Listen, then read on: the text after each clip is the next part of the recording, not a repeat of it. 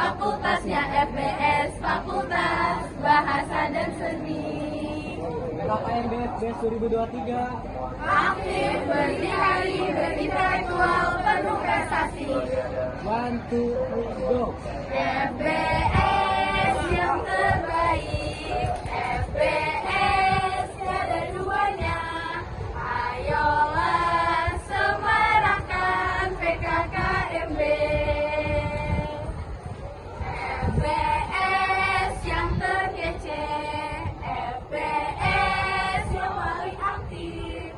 Banggalah di Fakultas Bahasa dan Seni. FBS masih semangat. Masih dong. Let's go. Asia, Timur Eropa, bahasa seni, rupa, musik, juga tari. Bahasa, seni, budaya, kalau beragam FBS juaranya. Sejake, arigato, juga sheshe. Thank you, syukran artinya terima kasih.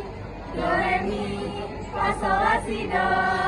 Patung lukis juga ada tariannya.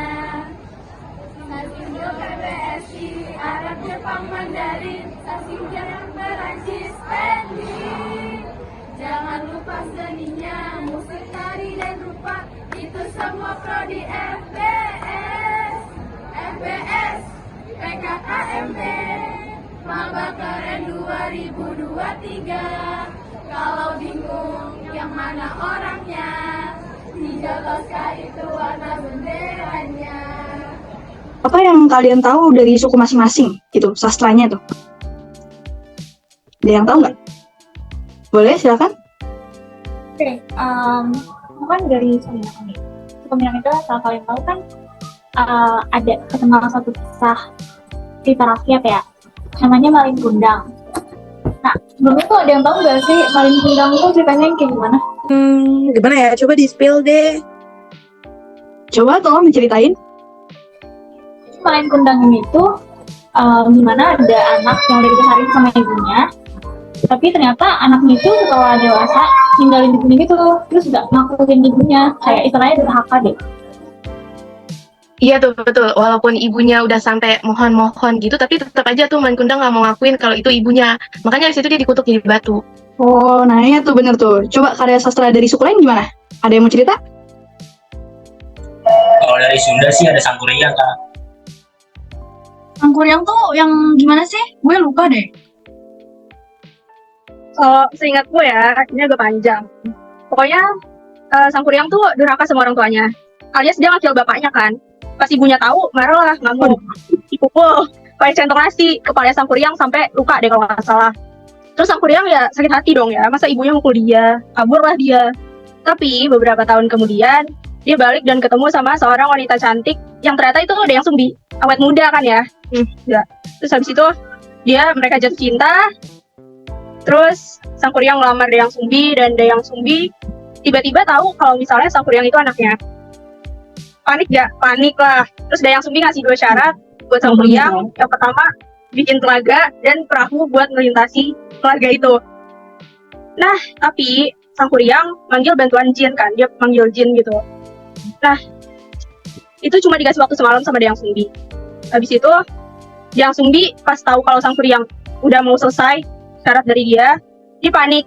Akhirnya dia ngebuat seolah-olah matahari itu udah terbit gitu, fajar gitu. Jinnya akhirnya masuk lagi ke dalam tanah, dan berarti syaratnya dari Dayang Sumbi kan gagal ya. Terus Sangkuriang ngamuk lah, dia nendang perahu setengah jadinya ke atas kapal yang sekarang dikenal sama ke atas gunung yang sekarang dikenal sama Gunung Tangkuban Perahu. Gitu deh, Kak. Wih, keren ya kamu hafal sama cerita yang sampai rinci begitu ya. Keren. Kalau dari suku Batak nih, apa nih cerita rakyat kalian? Tolong diceritain dong. Kalau dari Batak mah udah ketahuan ya nggak sih, Ki? Udah terkenal banget itu. Iya, jadi itu cerita panjang banget nih. Jadi ada seorang laki-laki yang mau nangkap ikan, tapi karena nggak dapat, akhirnya ada mukjizat atau keajaiban, dapat ikan ajaib. Terus ikannya itu ternyata bukan ikan beneran, ternyata ikan jelmaan wanita. Dan wanitanya itu cantik. Terus mereka menikah dan punya anak namanya itu Samosir. Tapi ceritanya itu cukup tragis. Soalnya karena kesalahan kecil yang dibuat Samosir Toba, jadi marah besar sampai ngelotin janjinya ke istrinya buat rahasiain soal asal usul istrinya yang aslinya itu jemaah ikan.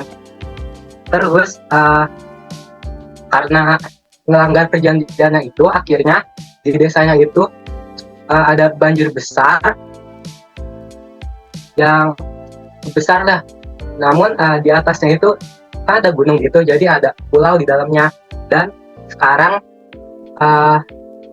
yang tempat banjir itu, yang bekas banjir itu jadi danau, dan danau itu yang terkenal dengan nama Danau Toba gitu. Wih, keren ya semuanya cerita-ceritanya. Tapi nih guys, besok tuh kita cuma boleh ngambilin satu cerita rakyat nih. Nah, gimana kalau kita pilih aja cerita mana yang bisa lah kita tampilin untuk besok? Ayo. Kalau saya sih, Malin Kundang aja gak sih yang jarang diceritain? Setuju sih. Danau Toba aja gak sih? Jauh lebih bagus gitu Yang ceritanya. lain gimana? Malin Kundang? Malin Kundang bukan Batu doang, Gimana? paling gara-gara kena korosi air laut, Keren, kan? makanya bentuknya jadi kayak gitu. Kebetulan Danau Toba ceritanya lebih jangan jadi ribut. terkenal. Kan cerita rakyat kan Udah, nggak ada yang udah. tahu. Jadi kita nggak bisa tahu benar mana yang enggak. Bener tuh, sastra itu kan relatif, jadi nggak ada bener atau salahnya. Guys, udah ya. Kok malah jadi berantem gini sih? Lagian tuh, kita sebagai bangsa yang berbeda-beda, banyak budayanya, banyak sastranya, kita tuh harus saling menghargai. Jadi nggak boleh ya kayak gitu. Ya Kak, saya minta maaf ya. Udah, jangan berantem mulu dah. Udah, nggak apa-apa. Cekcok itu wajar, tapi jangan diperpanjang. Sastra tuh banyak banget, apalagi di Indonesia yang bermacam-macam dan beragam-ragam suku bangsa. Makanya tadi seperti yang udah aku bilang, kita tuh harus saling menghargai, menghormati, karena setiap daerah tuh punya kelebihannya masing-masing. Ya, sastra itu bener relatif, jadi kita nggak bisa nilai itu bagus atau enggaknya, karena ya tergantung perspektif masing-masing guys, gitu. Kita lanjutin aja diskusinya yuk.